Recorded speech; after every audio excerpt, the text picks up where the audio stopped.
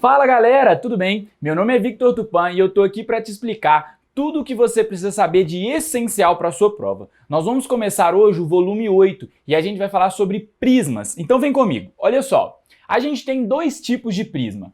Um prisma que a gente chama de prisma reto e um prisma que a gente chama de prisma oblíquo. Vou mostrar para vocês o desenho deles aqui. Mas a ideia é o seguinte, os retos são aqueles em que a base forma 90 graus com as arestas laterais. Como é isso? Eu tenho a base aqui, nesse prisma, um tal de prisma hexagonal, a base é um hexágono, e ele forma 90 graus com as arestas laterais. Todas essas restas aqui, ó, formam 90 graus com a base, beleza? Já o segundo caso é o que a gente tem, que a gente chama de prisma oblíquo. Ele não forma 90 graus com a base. Então, quando eu tenho um ângulo diferente de 90 graus, certo? Ó, a base está aqui, certo? E a aresta está aqui, ó. Ela não forma um ângulo de 90. Repara que a altura forma um ângulo de 90. Esse é um prisma que a gente chama de prisma oblíquo. Então eu trouxe para vocês aqui dois exemplos, um reto e um oblíquo. E repara uma coisa, o nome do prisma, ele vem de acordo com o número de arestas da base. Então esse prisma que tem a base um hexágono, ele é chamado de prisma hexagonal. O prisma que tem uma base triangular, ele é chamado de prisma triangular. E por aí vai. Se a base for um quadrado, ele vai ser prisma quadrangular. Se a base for um pentágono, prisma pentagonal. E por aí vai. Tudo bem?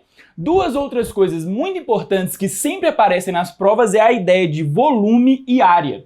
Como que eu calculo o volume de um prisma? Independente se ele é oblíquo ou se ele é reto. Área da base vezes a altura. Quando eu calculo a área da base vezes a altura, eu vou ter o volume desse prisma. E como que eu calculo a área? Eu faço duas vezes a área da base, por quê? Porque eu tenho uma área embaixo e uma área em cima. Se eu quero calcular a área total, eu preciso dessas duas, então duas vezes a área da base, mais a área lateral. E repara uma coisa, a área lateral, ela é sempre um retângulozinho, tá vendo? Ela sempre vai ser um retângulo, e a área de retângulo é fácil de calcular. Então essas fórmulas aqui, ó, são fórmulas tranquilas que você precisa saber para a sua prova. Tudo bem? Bom, dentro dos prismas eu quis trazer para vocês dois exemplos de prismas que são muito importantes. Presta atenção. Aqui eu tenho o paralelepípedo e aqui eu tenho o cubo. São dois prismas quadrangulares. Beleza? Olha só, eu coloquei aqui nesse paralelepípedo. Um lado dele vale A, outro vale B e outro vale C. Essa linha tracejada aqui, ó, é o que a gente chama de diagonal do prisma. Ela passa por dentro de todo o prisma, certo? Ela não está apenas na face lateral. Repara só, como que eu calculo o volume? Eu faço a área da base, A vezes B, que é um retângulo, vezes a altura. Então fica A vezes B vezes C. Tranquilo, até aqui, coisa básica. Depois eu venho para a área total. O que seria a área total? Seria a área de todos os retângulos que formam esse paralelepípedo. Então, como que eu calculo isso? A área desse retângulozinho, A vezes B. Só que repara, tem um aqui em cima também, A vezes B. Depois eu venho para as laterais, B vezes C, e do lado de cá, ó, B vezes C também. Beleza. E depois eu ainda teria a da frente e a de trás, A vezes C. Então repara, na hora que eu vou fazer a área total, eu posso fazer duas vezes o produto de cada uma de duas letras, ó, A vezes B, A vezes C, B vezes C, e somo isso tudo. Eu vou ter aí a área total. Tudo bem? E além disso, uma coisa que costuma cair em prova é essa ideia dessa diagonal. Como que eu descubro o tamanho dessa diagonal? Eu uso essa fórmula aqui, ó. Raiz de A ao quadrado mais B ao quadrado mais C ao quadrado. Por quê? Porque o que eu posso fazer? Quando eu for calcular isso, eu teria que pegar aqui, ó, essa outra diagonal aqui, por exemplo, certo? E reparar que formou um triângulo retângulo.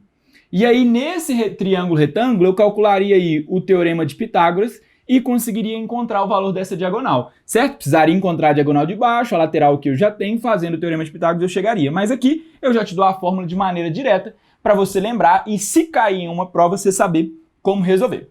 Beleza? Um outro paralelepípedo que é importante a gente falar é a ideia do cubo. Repara, o cubo ele tem aqui todas as arestas iguais, A e A.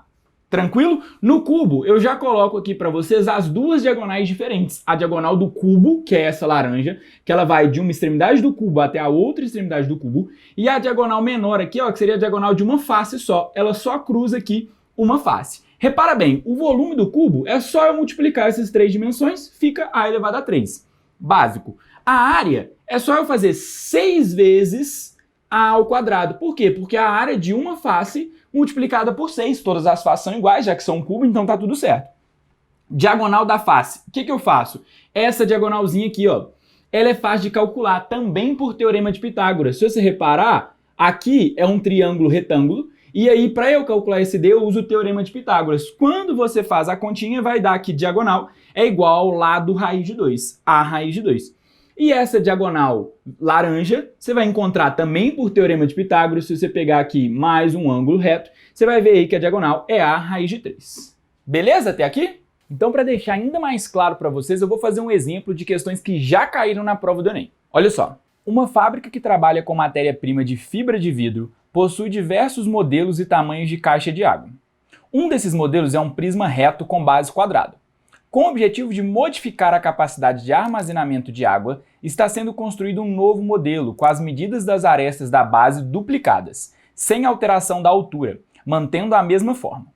Em relação ao antigo modelo, o volume do novo modelo é 8 vezes maior, 2 vezes maior, a quarta parte, 4 vezes maior ou metade. Então aqui eu trouxe para vocês tudo que o exercício me deu de exemplo. Olha só, aqui é um prisma, certo? Na medida que ele falou, fiz um desenho simples, não é exatamente, ele não deu figura, mas olha só a ideia. Eu tinha um prisma em que a aresta da base dele era x, certo? E a altura era a mesma, a altura não mudou, vou pôr aqui uma altura h, tá? Então eu chamei aqui de x, certo? E a minha altura ficou h. Como ele é quadrado aqui na base, x e x. Tudo bem? Olha o que aconteceu. Qual seria a área da base desse prisma aqui? X ao quadrado. X vezes x. E qual que seria o volume dele? X vezes h. Ou seja, x ao quadrado vezes a altura, certo? Tranquilo? Área da base vezes a altura. O que aconteceu? Eu dobrei o lado do meu prisma. Então ele deixou de ser aqui x e passou a ser 2x e 2x. Olha o que vai acontecer com a minha área da base. A minha área da base agora vai ser 2x vezes 2x. Ou seja, 4x ao quadrado.